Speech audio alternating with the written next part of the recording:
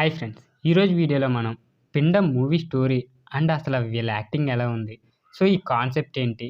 Movie నిజంగా horror థ్రిల్లర్‌గా అనిపిస్తుందా? లేకపోతే కామెడీగా అనిపిస్తుందా? అసలు టెక్నికల్ పరంగా ఎలా ఉంది? ఇలాంటి స్టోరీస్ అన్నీ ఈరోజు వీడియోలో అయితే తెలుసుకుందాం. సో, వీడియోని ఎవరైతే కొత్తవారు చూస్తున్నారో ముఖ్యంగా మూవీ స్టోరీస్ కోసం మన ఛానల్ తప్పకుండా అయితే సబ్స్క్రైబ్ చేసుకోండి. ఈ టాపిక్‌లోకి వెళ్ళిపోతే ఇప్పుడంటే తెలుగులో హారర్ సినిమాలు ఒరవడి తగ్గింది గానీ, లాక్‌డౌన్‌కి ముందైతే అన్ని ఇండస్ట్రీల నుండి వరుసపెట్టి హారర్ సినిమాలైతే వచ్చాయి. మొన్న మధ్య వచ్చిన 'మసూద', 'విరూపాక్ష' తప్పిస్తే చెప్పుకోదగ్గ హారర్ సినిమా అయితే ఏదీ రాలేదు. అయితే రీసెంట్‌గా విడుదలైన 'పిండం' మాత్రం ట్రైలర్ అండ్ కాస్టింగ్‌తో మంచి ఆసక్తి అయితే నెలకొంది. సో, మరి ఈ కథ ఏంటో తెలుసుకుందాం. ఫారిన్‌లో తాంత్రిక పద్ధతులపై సర్టిఫికేషన్ కోర్స్ చేసిన ఏకైక భారతీయులు నా అన్నమ్మ. అంటే ఈశ్వరి రావు అనమాట. ఆమె జీవితంపై ఒక స్పెషల్ స్టోరీ తీయడం కోసం ఆమెను సంప్రదిస్తాడు శ్రీనివాస్. అంటే అవసరాల శ్రీనివాసే. అలా ఆమె జీవితంలో ఎదుర్కొన్న అత్యంత క్లిష్టమైన కేసు గురించి వివరిస్తూ యాంటోనీ అంటే శ్రీరామ్ ఫ్యామిలీ ఆత్మల ద్వారా ఎదుర్కొన్న ఇబ్బందులను వివరిస్తూ వాళ్ళని ఎలా కాపాడిందో చెప్పుకొస్తుంది అన్నమ్మ. అసలు యాంటోనీ ఫ్యామిలీకి పట్టిన దెయ్యం ఎవరు? ఎందుకని వాళ్ళను ఆ దెయ్యాలను చంపాలనుకుంటాయి? వాళ్ళు దెయ్యాలుగా మారడానికి కారణం ఎవరు? అలాంటివన్నీ ఆసక్తికరమైన ప్రశ్నల సమాధానమే ఈ 'పిండం' మూవీ అనమాట. ఇక ఈళ్ళ యాక్టింగ్ తీరొచ్చేసి సినిమా మొత్తంలో తన నటనతో ఆకట్టుకుని దడ పుట్టించిన నటి చిన్నారి చైత్ర అనే చెప్పొచ్చు.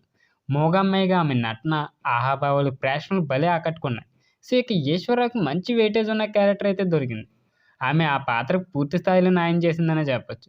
ఇక శ్రీరామ్, ఖుషి ఇంకా ఇతర యాక్టర్స్ పెట్టుకోవడానికైతే ప్రయత్నించినా ఎందుకో పెద్దగా వర్కౌట్ అవ్వలేదనేది నాకనిపించింది. ఇక చిన్న పాత్ర అయినప్పటికీ శ్రీనివాస్ అవసరాలైతే ఇంపాక్ట్ గట్టిగా అయితే ఉంటుంది. ఇంకా టెక్నికల్ పరంగా ప్రేక్షకులు సినిమాలో కాస్త ఇన్వాల్వ్ అయ్యారన్న, సెకండ్ హాఫ్‌లో కాస్త భయపడ్డారన్న అందుకు కారణం మ్యూజిక్ దర్శకుడు కృష్ణ సౌరవ్. మంచి సౌండ్ డిజైన్, బ్యాక్‌గ్రౌండ్ స్కోర్‌తో ఆడియన్స్‌కి విశేషంగా అయితే ఆకట్టుకున్నాడు. ఇక అతడి పనితనం సినిమాకి అవుట్‌పుట్‌గా అయితే నిలిచింది. ఇక సతీష్ మనోహర్ సినిమాటోగ్రఫీ వర్క్ కూడా చాలా బాగుంది. ఇక రెగ్యులర్ జంప్ స్కేర్ షాట్‌తో కాకుండా లాంగ్ జంప్ షాట్‌తో అయితే టెన్షన్ క్రియేట్ చేసిన విధానం అయితే బాగుంది. ఇక ప్రొడక్షన్ డిజైన్, ఆర్ట్ వర్క్ విషయంలో ఇంకాస్త జాగ్రత్త తీసుకొని ఉండాల్సిందే. ఇక దర్శకుడు సాయి కిరణ్ ఒక సాధారణమైన కథను కొత్తగా హారర్ జోనర్‌లో ఎంగేజ్ చేయడానికైతే ప్రయత్నించాడు. కొన్ని హాలీవుడ్ సన్నివేశాలు, ఇక సినిమాల రిఫరెన్స్‌లు మరీ స్పష్టంగా ఉన్నా తనదైన శైలిలో ఆకట్టుకోవడానికైతే ప్రయత్నించాడు. ఇక ఫస్ట్ హాఫ్‌లో కథ కాస్త కన్‌ఫ్యూజింగ్‌గా నడిపించిన సెకండ్ హాఫ్‌లో బ్యాక్ స్టోరీ చివరిలో ముగింపైతే అలరించాయనే చెప్పొచ్చు.